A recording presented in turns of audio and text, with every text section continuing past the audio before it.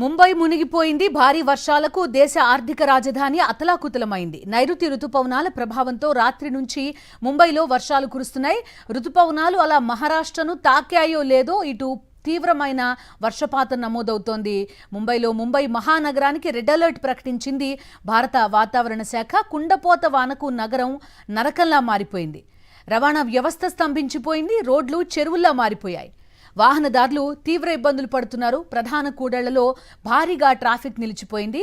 ట్రాక్లపైకి వాన నీరు చేరడంతో రైలు సర్వీసులకు ఆటంకం కలిగింది. వర్లీలో ఈ మధ్యే ప్రారంభించిన అండర్ గ్రౌండ్ మెట్రో స్టేషన్కు వరద పోటెత్తింది. మీరు కింది విండోలో చూస్తున్న విజువల్ ప్రస్తుతం రైట్ డౌన్ కార్నర్ విండోలో కనిపిస్తున్న విజువల్ ఒక హాస్పిటల్లో విజువల్. అది ఆ హాస్పిటల్ మొత్తం కూడా నీట మునిగిపోయిన పరిస్థితి. అవుట్ పేషెంట్స్గా వచ్చిన వాళ్ళు సైతం అక్కడే కుర్చీల్లో కూర్చుని డాక్టర్ల కోసం వెయిట్ చేస్తున్న దృశ్యాలు ఈరోజు ముంబై మహానగరంలో కనిపించాయి. సముద్రం పోటెత్తుతున్న దృశ్యాలు కూడా ప్రస్తుతం మనకి కనిపిస్తున్న పరిస్థితి. ఇక మెట్రో నిలిచిపోవడంతో కొంత ప్రయాణికులు ఇబ్బంది పడ్డారు. ప్రతికూల వాతావరణంతో అటు ముంబై ఎయిర్పోర్ట్ నుంచి రాకపోకలు సాగించే విమాన సర్వీసులకు అంతరాయం కలిగింది. ఎయిర్ ఇండియా, స్పైస్ జెట్ సహా పలు ఎయిర్లైన్స్ సంస్థలు ప్రయాణికులకు అడ్వైజరీ జారీ చేశాయి.